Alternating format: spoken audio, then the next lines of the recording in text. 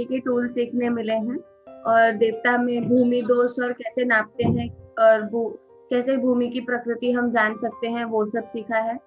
Sir हमेशा जो बोलते थे कि मैं हाथों में देवता नपवा दूंगा, वो हमने सीखा है कि कैसे हम अपने ही हाथ से हमारे एक भूमि की एनर्जीज नाप सकते हैं, या कोई भी चीज हो, अपने हाथ पे ही सारे चीज हैं जो हम फील कर सकते हैं और नाप सकते हैं, वो हमें सर ने सिखाया।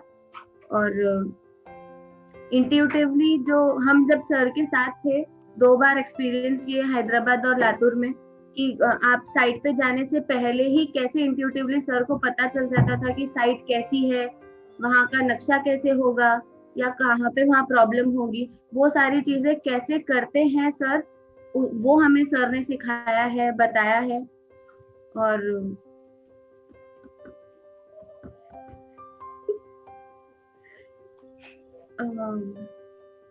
नाचना सिखाया कोर्स है? से रिलेट हाँ सर। नाचना भी तो सिखाया है तो। हाँ, नाचना भी सिखाया है, हंसना सिखाया है। है ना? कोर्स से रिलेटेड जो सारी चीजें सर एक्चुअली करते हैं, हमने सर की साइट पे वर्किंग देखी थी, और ऐसे भी हमें जितना कोर्स में पढ़ाते हुए बताते हैं सर, वो सारा सब कुछ प्रैक्टिकली दिखाया है कि जो कहते हैं वही चीज है, वही वो करते हैं, और उसी से ही मतलब इतने अच्छे रिजल्ट सर अपने क्लाइंट को देते हैं। देयर इज क्लाइंट के ऑफिस गए? हाँ, हम लोग एक सर के क्लाइंट से मिले थे, मतलब बहुत ही अच्छे, बहुत ही बड़े लेवल के क्लाइंट थे वो। सर हमें उनकी ऑफिस ले गए हैं, उनका ऑफिस काफी बड़ा था, शायद 700 वर्क स्टेशन थे एट अ टाइम। और हमें वहां पे सर ने बताया है कि जो हमें सर सिखाते हैं, भले वो कलर हो, देवता हो, foundation related, expert related, what आज तक पूरे कोर्स में जो हमने पढ़ा है, वही सर ने अपनी साइट पे किया है। और क्लाइंट हर चीज सर की फॉलो करते हैं। जैसे उसका इतना बड़ा ऑफिस था, इतना सुंदर ऑफिस था, पर जैसे देवता के भोग जो जो हमको सर ने सिखाए हैं, वो सारी चीजें क्लाइंट ने उधर फॉलो की है। ये नहीं देखा है कि उसका इंटीरियर खराब हो रहा है, या फिर छोटी छोटी चीजें फॉलो ना करूं, ऐसा बिल्कुल नहीं था। जो हमने सीखा है वो हमने उधर देखा है प्रैक्टिकली, हर छोटी चीज, everything was according to vastu. और फिर हमें एक दिन सर ने फार्म हाउस पे भी लेके गया है एक, वो फार्म हाउस पे भी हमने जो जो सर ने हमको सिखाया था, भूमि दोष कैसे देखते हैं और बहुत सारी चीजें, वो सब हमने एक्सपीरियंस किया है। और सबसे सुंदर एक्सपीरियंस ये था कि हमने खुद से एक वास्तु पुरुष मंडल बनाया था। वो बनाने का वहाँ अनुभव ही बहुत अच्छा था। ऐसे मतलब पहले वो ग्राउंड पे जब हम पहुंचे, और उसके बाद जब हमने वास्तु पुरुष मंडल बनाया, उसके बाद हमने फील किया है एनर्जीज एनहांस होते हुए। जो ग्राउंड की एनर्जीज, जो पॉजिटिव वाइब्रेशंस थी, वो काफी चेंज हो गई थी, वो हमें सबको फील हो रहा था। वहां पे बैठ के हमने काफी मेडिटेशन की है, अलग अलग चीजों की प्रैक्टिस की है। तो एक वो बहुत अलग लेवल का एक्सपीरियंस था, जो ऐसे बता नहीं सकते हैं। और वही चीज हमने फार्म हाउस पे भी की थी, और फार्म हाउस पे भी मेडिटेशन किया था। बट ये मतलब उसे फार्म हाउस पे भी एक्सपीरियंस करने के बाद ये पता चला था कि अलग अलग भूमि की अलग अलग एनर्जीज होती हैं। अब तक तो हम सिर्फ सुनते आए थे सर से, बट ये पर्सनली हमने एक्सपीरियंस किया था अलग अलग जगह जाके, खुद को फील हुआ था। ऐसे नहीं कि जो पढ़ाया है ये थियोरेटिकल नहीं था, ये लिटरली हमने एक्सपीरियंस किया है हर एक एनर्जी को।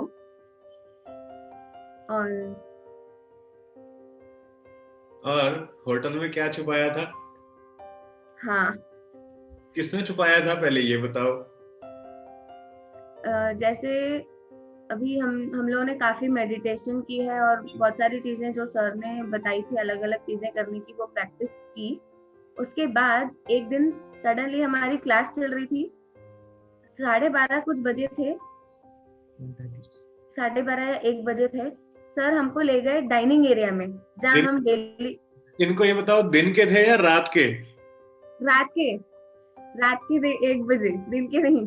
हम लोग पढ़ाई कर रहे थे, रात के 1 बजे सडनली हम गए डाइनिंग एरिया में। और सर ने कहा चलो एक एक्टिविटी करते हैं। जो वहां पे स्टाफ था, होटल स्टाफ, उन्होंने एक एक्सक्यूज मी उन्होंने एक नमक का पैकेट छुपा दिया था। मतलब हम लोग मेडिटेशन हॉल में थे, हम डाइनिंग एरिया में नहीं थे। मेडिटेशन हॉल में बैठ के हमने मेडिटेशन की है। वो नमक की पुड़िया हमने इमेजिन की है, वो ध्यान में रखते हुए काफी देर मेडिटेशन की। और तब तक होटल स्टाफ ने उधर नमक छुपा दिया था। मेडिटेशन हॉल भी काफी बड़ा था, ऐसा नहीं छोटा।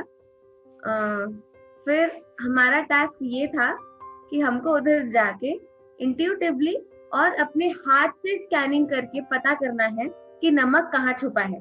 कोई हमें ड्रॉ खोल के देखना है या कुछ चीजें उठा के देखना नहीं था, जस्ट इंट्यूटिवली और हाथ से स्कैनिंग करके वो एग्जैक्ट स्पॉट पे जाके ठहरना था जहाँ नमक है। तो ऐसा 3 बार हुआ है, 2 बार नमक छिपाया गया था और 1 बार चीनी। और तीनों बार कभी किसी ने और कभी तो एक बार तो सारे लोगों ने एकदम सही एक्यूरेटली वही जगह या उसके बस थोड़ा सा आजू बाजू जाके ठहरे हैं पूरे हॉल में जहाँ नमक या चीनी छुपी हुई थी। और ये सर ने ही विधा सिखाई थी कैसे किया जाता है। और हर बारी किसका एक्यूरेट आया था? सबसे एक्यूरेट? और एक सबसे एक्यूरेट और सबसे एग्जैक्ट स्पॉट, मतलब जैसे अगर यहाँ चीनी हो, हम तो भी थोड़ा आगे पीछे इधर उधर ठहर रहे थे वो जगह के थोड़ा पास पास, बट ज्योति जी मतलब आप समझ लीजिए ये चेयर पे नमक है तो ये चेयर पे आके बैठी है, ऐसा इनकी एक्यूरेसी थी, इतनी एक्यूरेट, जो जगह थी वहीं जाके।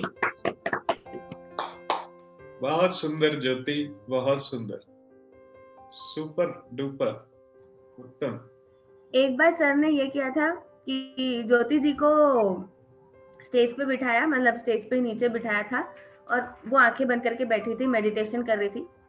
हम सबको, कोई ज्योति जी के राइट, कोई ज्योति जी के लेफ्ट, कोई सामने भी राइट लेफ्ट, ऐसे जाके हम बैठ गए थे। ज्योति जी की आंखें बिल्कुल बंद थी। उसके बाद सर ने उन्हें पूछा कि ज्योति तुम्हारे सामने कौन है, राइट साइड में, लेफ्ट साइड में, पीछे कौन है। ज्योति जी ने 101% एक्यूरेटली बताया है कि कौन कहाँ बैठा था। बहुत सुंदर ज्योति, बहुत ही सुंदर। यही तो सीखने आए थे, वास्तव तो तुम्हें सिखाई दिया है। और एक दिन सर के क्लाइंट जो पराग जी है, मतलब जिनकी हम ऑफिस गए थे, हमने उनका ऑफिस देखा था बस, घर नहीं। वो हमारे मेडिटेशन सेशन, मतलब क्लास में क्लासेस थी वो सेशन अटेंड किया था उन्होंने, सेशन में आए थे हम। तो सर ने उन्हें सामने बिठा दिया और हमको कहा कि आंखें बंद कीजिए। हमने आंखें बंद करके मेडिटेशन की और पराग जी का घर स्कैन किया है हम सब ने। और बिना उनके घर गए, बिना उन्हें जाने, कभी हमने उनसे बात भी नहीं की है, कोई उनका घर का नक्शा हमें नहीं मिला था और सर की तरफ से कोई डिस्कशन नहीं हुआ था। हम सब ने मिलके किसी ने कुछ कहकर 90% एक्यूरेट चीजें बताई है। उनका 3 फ्लोर का घर था, ग्राउंड, फर्स्ट एंड सेकंड। उनकी घर की सारी चीजें बताई है कि कौन सी चीजें कहाँ थी। किसी ने लिविंग रूम बताया तो किसी ने रूम का फर्नीचर बताया है, किसी ने स्टेयरकेस बताई है, किसी ने उनकी जिम एरिया बताई है। हर चीज, उनकी एंट्री, कलर्स, सारी चीजें हमने आंख बंद करके बताई है। ये सब भी सर ने ही सिखाया है विधा कैसे करते हैं। और ये मुझसे कहती थी, सर कैसे करते हो? सर कैसे? और लास्ट डे सर ने, हम पूल एरिया में बैठे थे, सर ने कहा ऐसी बस, मतलब हम बातें कर रहे थे इधर उधर की, थोड़ा ऐसे हंस रहे थे सब, कॉफी पी रहे थे। सडनली सर ने कहा चलो एक एक्टिविटी करते हैं। हमने कहा ओके।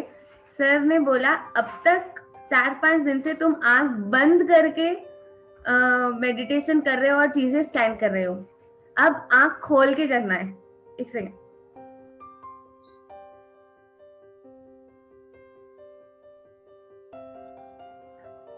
तो सर ने हमें कहा कि मेरे घर पे स्कैन करके बताओ कौन सी चीज कहाँ रखी है।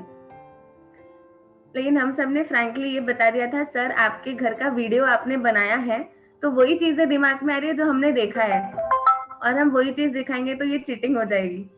तो सर ने कहा ठीक है, मैं क्वेश्चन पूछता हूँ, वो चीज बताओ कहाँ है। सर ने ऐसे ऐसे क्वेश्चंस पूछे हैं, जैसे कि सर के लॉकर में क्या है, सर के वास्तु के पेपर्स कहाँ रखे हुए हैं, सर के एग्जैक्ट साउथ वेस्ट में क्या रखा है, या सर की किचन की बालकनी में क्या रखा हुआ है, जो ऑफकोर्स जो उनके घर गया है उन्होंने भी नहीं देखा और जो सर ने वीडियो पे बताया उन्होंने भी नहीं देखा। मैंने तुम सबसे ये भी कहा था कि मेरे गुरुदेव ने मुझे क्या दिया था ये भी पता, और वो कहाँ है, याद है? हाँ, सर ने कहा था कि मेरे गुरुदेव ने मुझे एक बहुत ही अनमोल चीज दी है, वो क्या है, कौन से फॉर्म में है, मतलब सॉलिड, लिक्विड या पाउडर, और कहाँ रखी हुई है, कैसी दिखती है, ये क्वेश्चंस थे। बालकनी में क्या है, ये क्वेश्चंस थे। मतलब ऐसे क्वेश्चंस थे जो ऑफकोर्स उनके घर पे जो विजिट किए हैं उन्होंने भी नहीं देखा, वीडियो वालों ने भी नहीं देखा है। एंड सर ही बताएंगे ये चीज कि आई थिंक 95% तक चीजें सही बताई है हमने, एक आधी चीजें गलत गई होंगी सर के घर पे। बाकी सब तो छोड़ दो, ये अंशु बैठी है, ये कहती है आपके घर में लाल टोकरी के अंदर आलू प्याज पड़े हैं, और मैंने इनको उस टाइम पे कोई ज्यादा वैलिडेट नहीं करवाया। जब ईशा जी आए पूल साइड पे हमको ज्वाइन किया, तो ईशा जी से मैंने कहा ईशा आलू प्याज किधर पड़े हैं? उसने कहा बालकनी में पड़े हैं।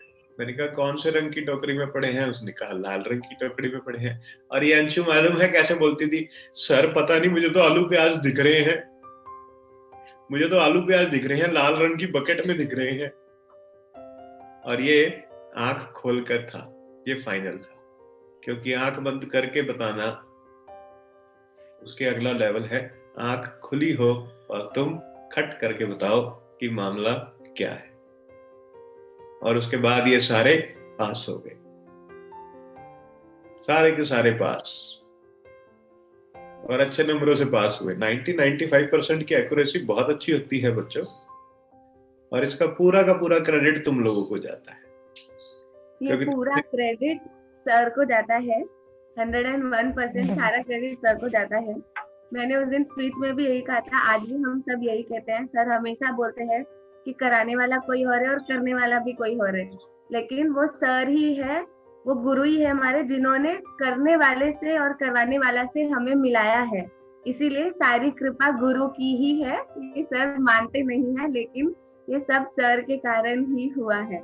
वरना आचार्य कोर्स जाने से पहले हम तो बस इसके लिए एक्साइटेड थे कि नई नई चीजें सीखेंगे, ट्रिक्स सीखेंगे, वास्तु की डिटेल सीखेंगे और सर्टिफिकेट लेके आएंगे, लोगों को दिखाएंगे। ये सब अब नीचे तल पे था जो हमने सीखा है उससे।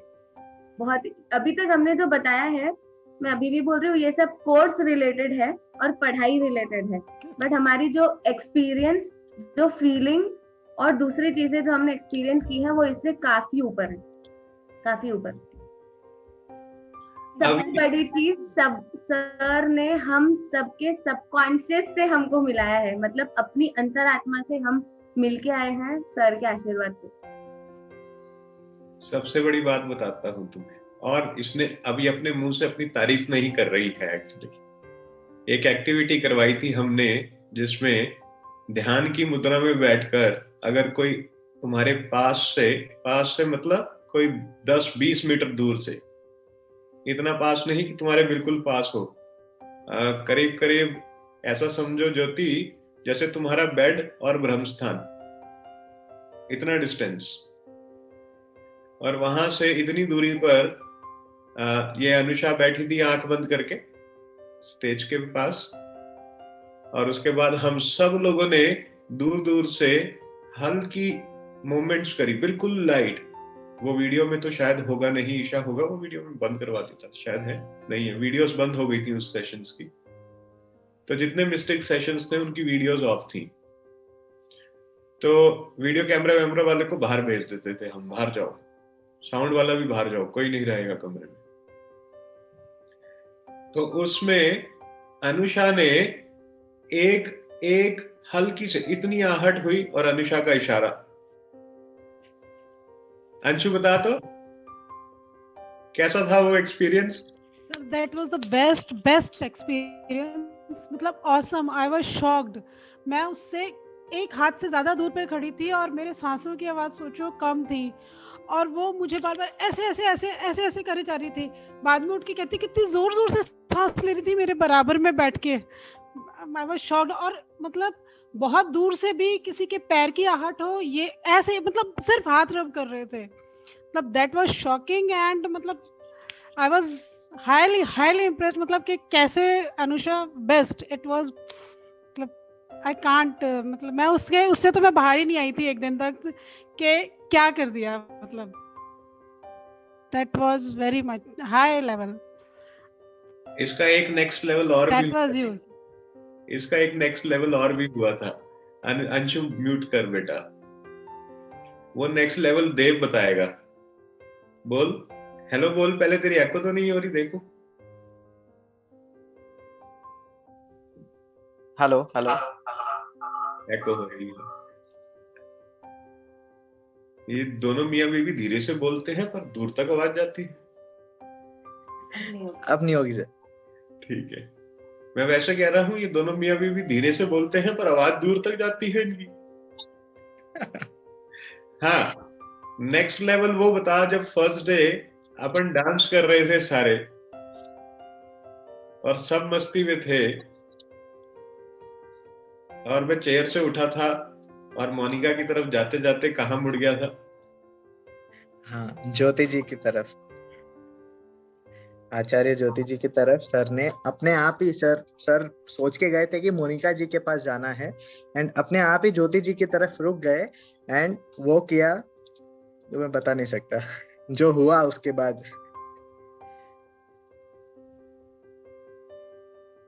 ज्योति कितने फीट ऊपर उछली होगी? करीबन 3 से 4 फुट। यही तो सीखने आए थे तुम। आ गया उल्टो। ये तभी होता है जब वो चाहता है, ये ध्यान रखना। अगर उसकी रजा नहीं है तो तुम सीख नहीं सकते, है ना? और हमारे को परमात्मा की कृपा से खूब कंफर्ट मिला वहां, बड़े ही अच्छे लोग मिले। इन सबको बताओ जरा, अनुषा और अंशु, कि होटल का स्टाफ हमारे प्रति कैसा था? Sir feel like like home. Feel like home.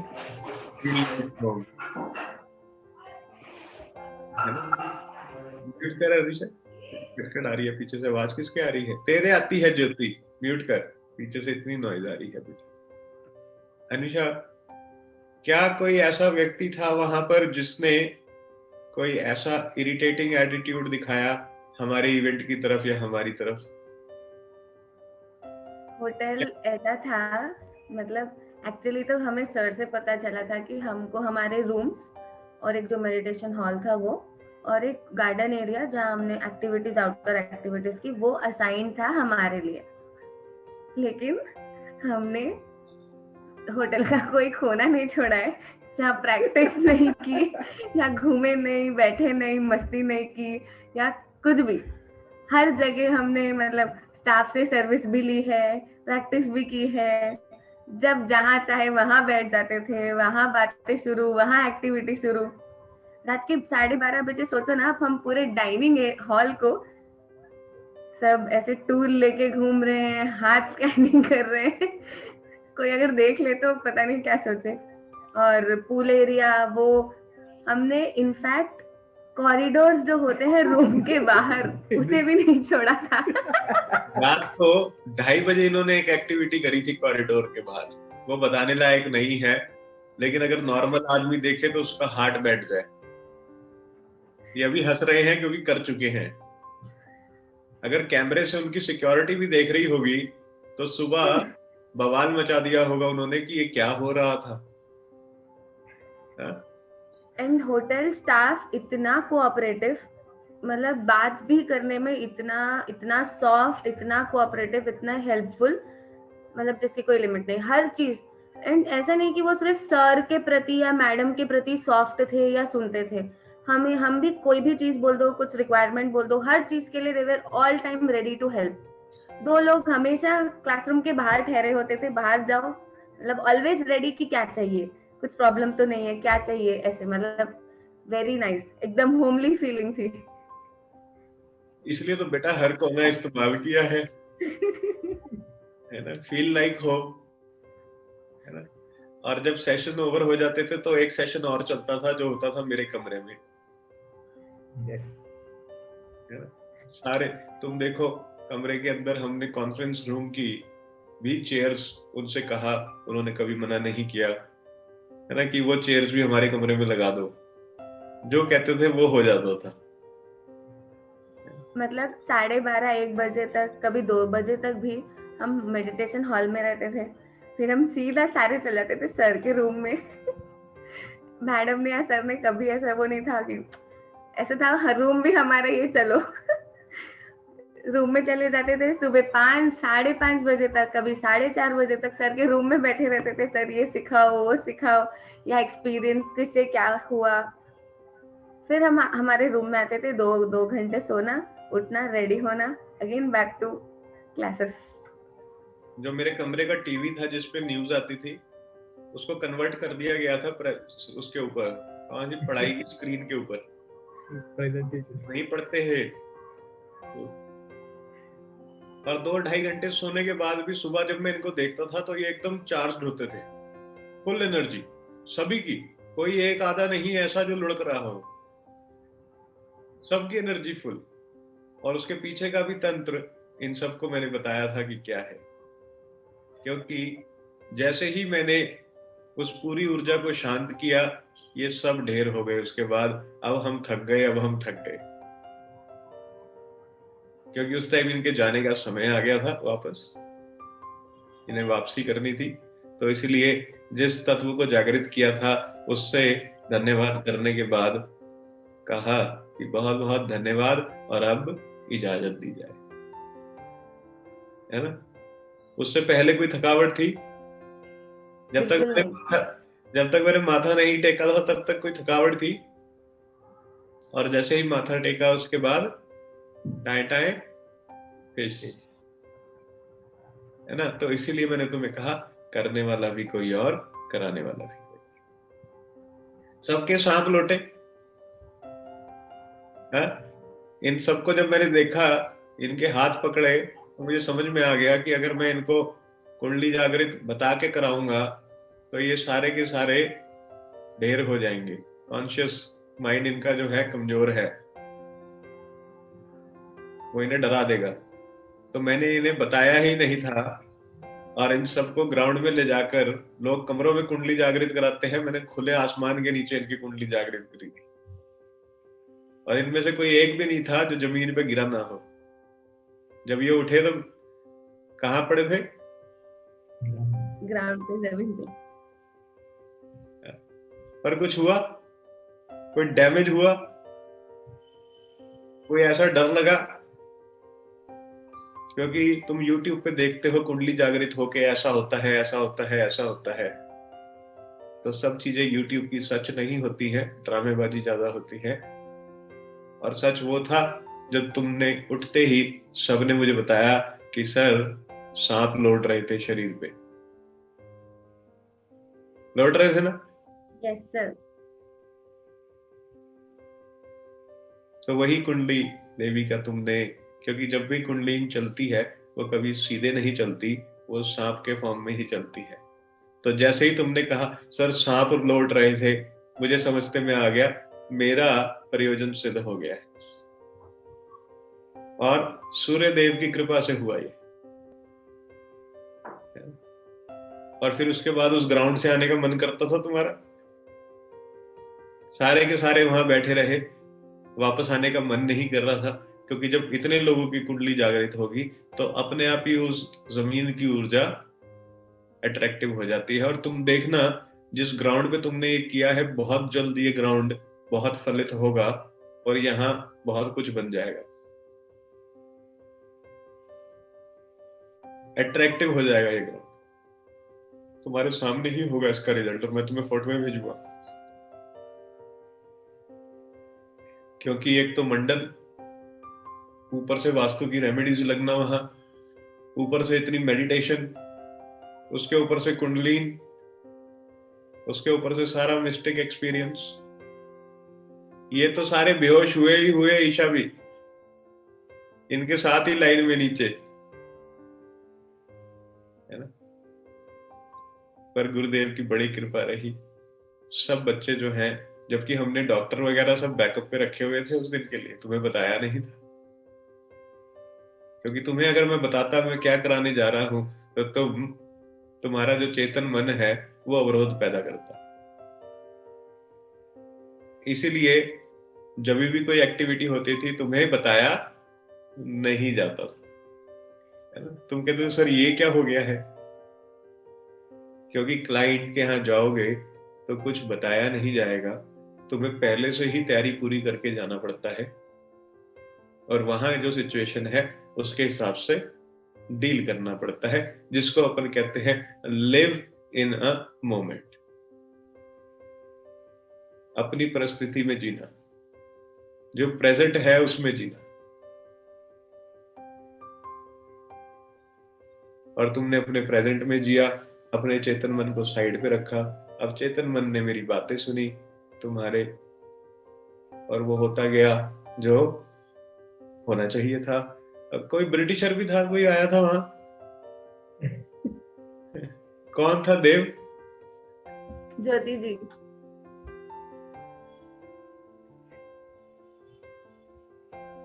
Past life session में यही होता है जो तुमने अनुभव किया है ना। अनुषा बाद में पास्ट लाइफ सेशन करने के बाद ईशा से खूब लिपट लिपट के रोती थी। इनको बता तो सही, बता दे इनको, कोई बात नहीं, तेरा और ईशा मैडम का क्या पास्ट लाइफ का था? सर ने हमें पास्ट लाइफ सेशन कराया था, तो उसमें काफी सारी चीजें दिखी है। और एक तो ये था कि हम जो साथ में पढ़ने आए थे, हमें किसी को कोई हमें हमारी पास्ट लाइफ में दिखा है, मतलब ऐसे नहीं है कि हम यही जन्म में जुड़े हैं। और मेरा मेजर ये था कि दो पास्ट लाइफ सेशंस हमने देखे हैं और दोनों में मुझे ईशा मैडम ने सेव किया था। पहले सेशन में मतलब मेरे मरने से पहले जिसने मुझे आखिरी बार आवाज दी, जो मुझे रोकने की कोशिश कर रहा था, वो ईशा मैम थी।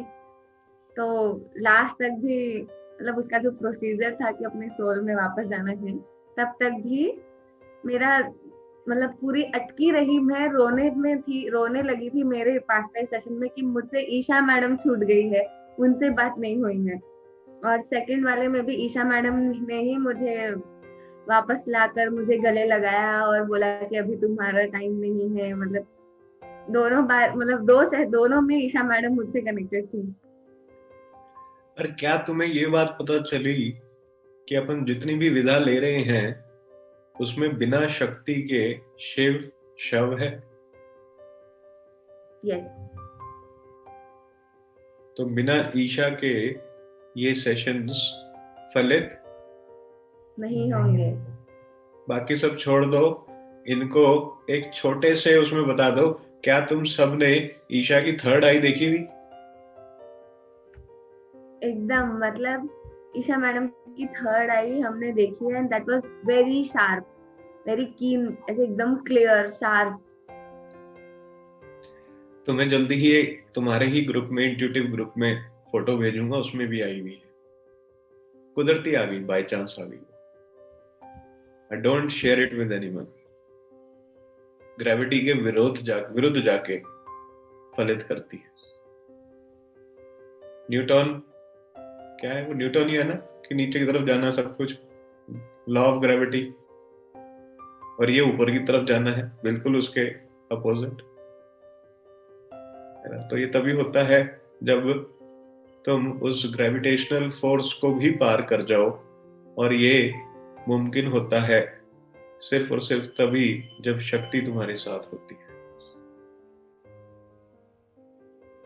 और जितना भी हम पढ़े हैं, जितना भी तुम लोगों ने 6 दिन 7 दिन का जो तुम्हारा सफर रहा है, अगर ये सुखद रहा है तो इसका बहुत बहुत बड़ा श्रेय जाता है ईशा मैडम।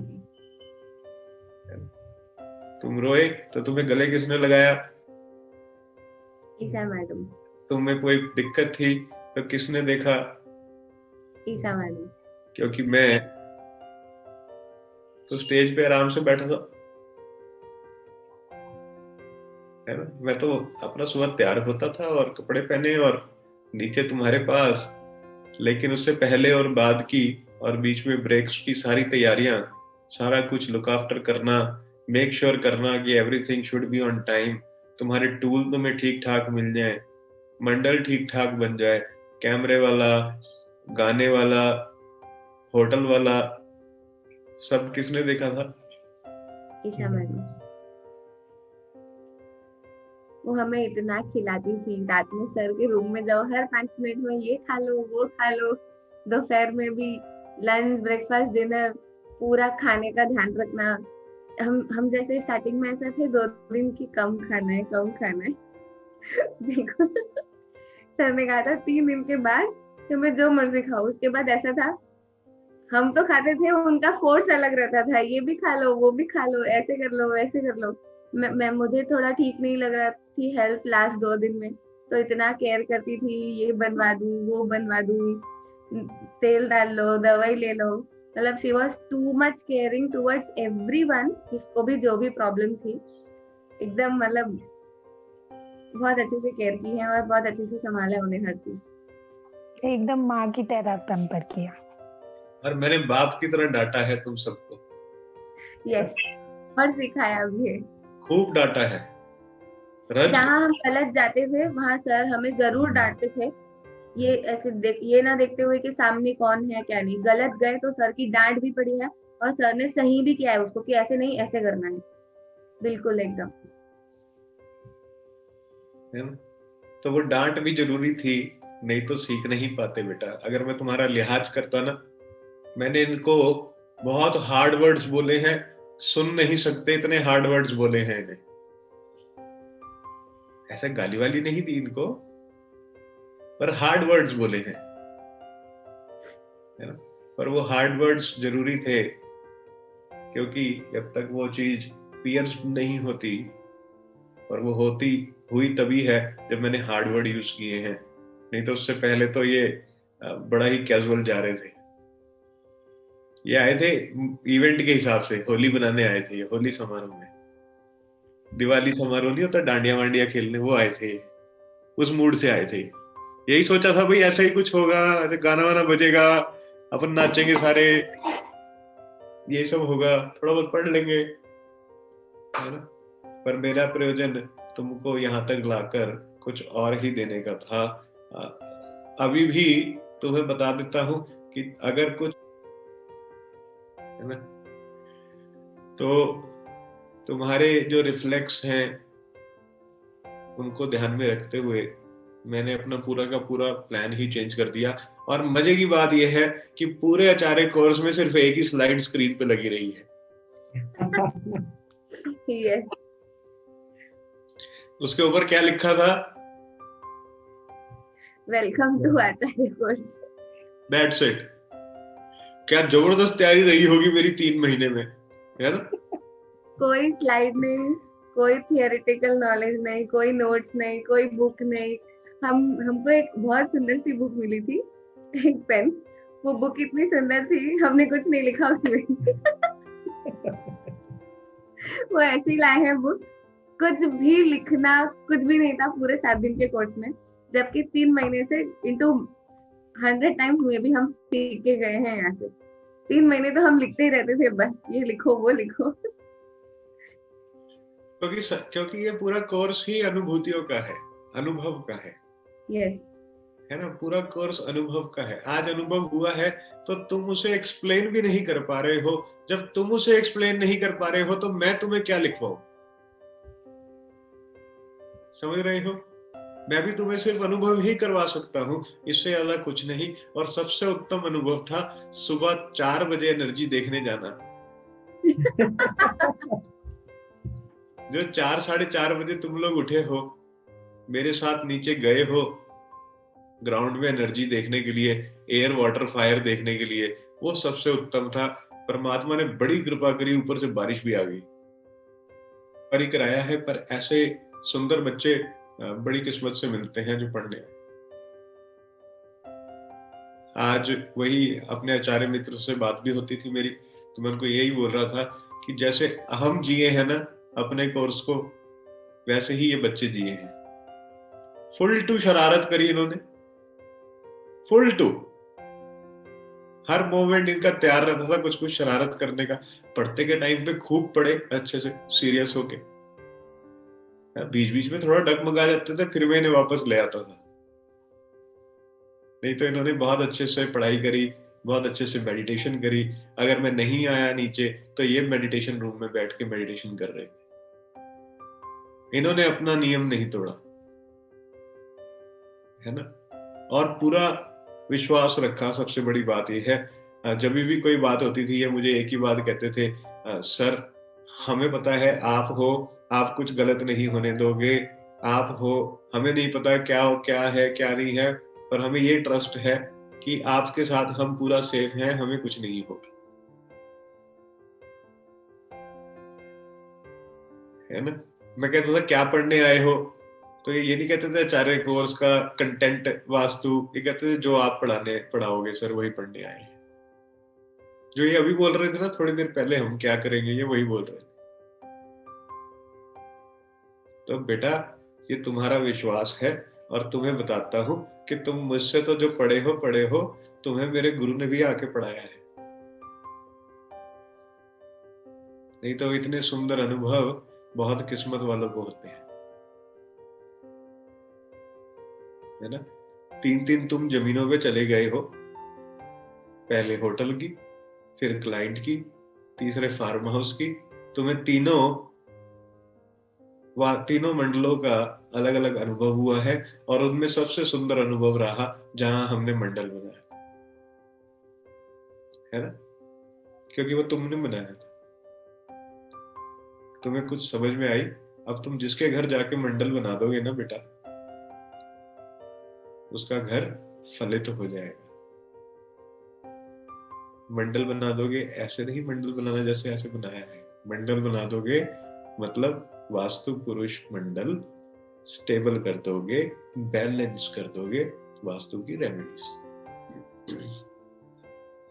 और जिसके घर में तुम्हें ऐसा मंडल दिख जाए, अब तुम्हें दिखता है, जमीन में दिखता है ना, तुम्हें आंख खुली में ही दिखता है, तो जिसके घर में ऐसा मंडल दिख जाए, समझ लेना वहां पे तुम्हारे रिजल्ट 200% आएंगे, सुपर रिजल्ट आएंगे। उस व्यक्ति के जीवन को चेंज करने का और उसको वाकई ही रंग से राजा बनाने का समय आ गया है। परमात्मा की तरफ से कॉल है। बहाना कौन बनोगे तुम। बहुत अच्छा लगा, बहुत ही सुंदर अनुभव रहे।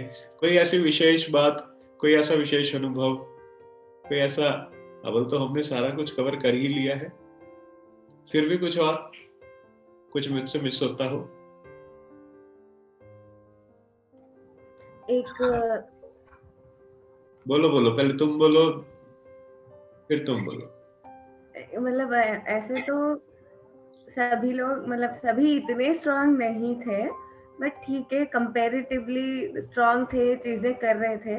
बट अंशु जी का ऐसा था कि थोड़े एक पॉइंट पे आके ऐसा हो गया था, थोड़े वो dull in the sense strong feel नहीं कर रहे थे अंदर से, उन्हें काफी अलग अलग फीलिंग्स हो रही थी। फिर एक सेशन हुआ हमारा, उसके बाद जो अंशु जी में चेंजेस हमने देखे हैं खुद, अभी भी आप देख लो उन्हें, पहले आप लोगों ने पहले भी देखा होगा उन्हें, अभी आप वीडियो पे भी देख सकते हैं। पूरा ऐसे हो गए थे अंशु जी, एकदम बचपना आ गया उनमें, ऐसे लगा उनकी सारी ग्रंथियां खुल गई है, कुछ गांठ नहीं है अब, कुछ नहीं, एकदम मजे में झूम रही थी वो। उसके बाद के दिन एकदम खुशी में, हमने बहुत देखा है ये चीज, एक्सपीरियंस किया है। वैसे चेंजेस दूसरों के चेहरे पे भी आए थे, बट अंशु जी का बहुत ही गजब था। कौन सा सेशन था अंशु? अंशु ही बताएगी।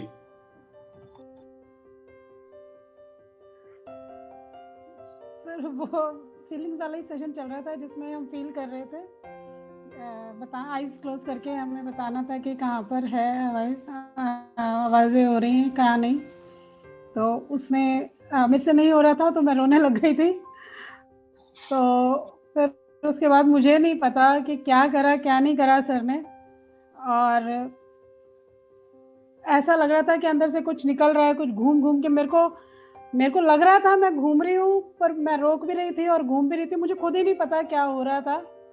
बट उसके बाद जब सर ने हाथ रखा है और ठीक करा है तो ऐसा लगा कि कुछ फूट के निकल गया।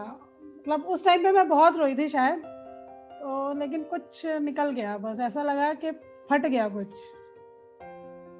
दैट वाज, पता नहीं, उसके बाद कुछ समझ ही नहीं आया सर। मुझे कुछ नहीं पता कि क्या हो रहा था और क्या कर रही थी।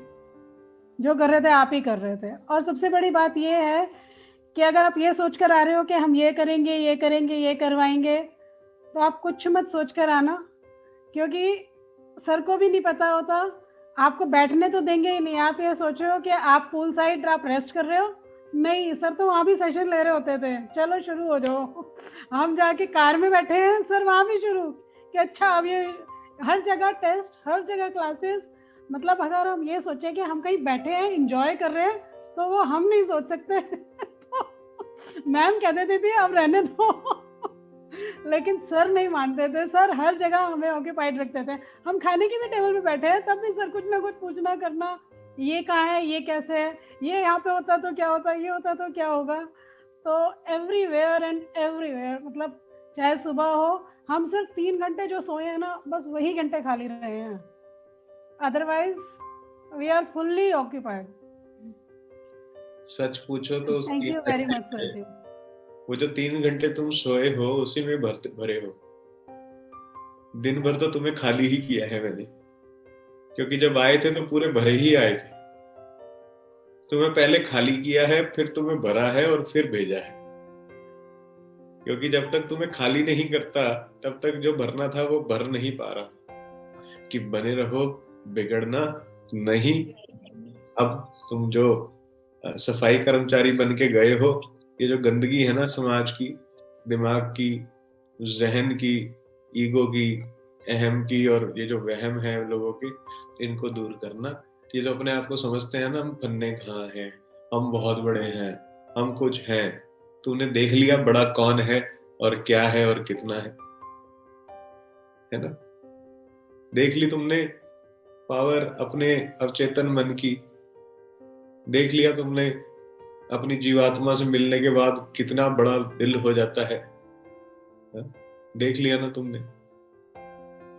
तो उसके बाद तो फिर बस कोई कहे कि हम कुछ हैं, तो ये जो मंसूबों के पुजारी पहन के आते हैं, कूला थौक से भारी पहन के आते हैं, ऐ अमीर शहर तेरे जैसी पोशाक मेरे गली के भिखारी पहन के आते हैं, है ना? तो ये भिखारी ही है, ये तुम्हारे दर पे आएंगे सूटकेस ले लेके पैसों के भर भर के। इनसे खुद से कुछ नहीं हो पा रहा, इसलिए तुम पे आ रहे हैं। और अगर कोई भिखारी अपने आप को राजा समझ के आए ना, तो उसको बाहर निकाल दे। समझ रहे हो? जब अपन परमात्मा के यहाँ जाते हैं, पूरे कोर्स में क्या कर रहे थे? झोली फैला के बैठे हुए थे सामने, परमात्मा के आगे बैठे थे। मैं भी तुमसे यही कहता हूं, करने वाला यही है, कराने वाला यही है। मैंने ये तो नहीं कहा मैंने तुम्हें ये कराया, तुमने किया, तुम सक्षम थे, तुम वो पात्र थे, देने वाले ने तुम्हारे पात्र भरे, तुमसे हो पाया।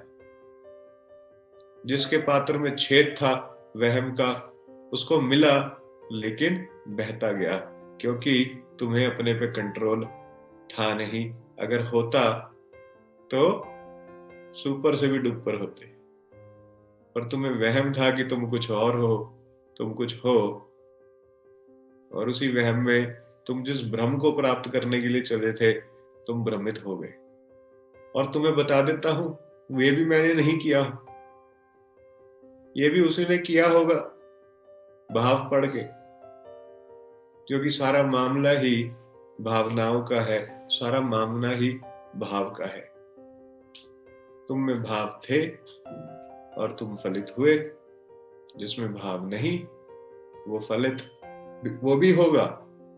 मैं ये कहता हूं कि वो भी फलित होगा, पर उस लेवल पे नहीं जिस लेवल पे तुम लोग होगे, है ना? वो ठीक है, जब गन्ना निचुड़ता है तो हर जगह से रस नहीं निकलता, है ना? ये ध्यान रखना। तो जो एटीट्यूड का गन्ना है ना, वो जो कि मैं स्पेशल होना चाहिए, वही तुम्हारे गन्ने निचोड़ रहा था, उसी का रस तुम्हें आ रहा था।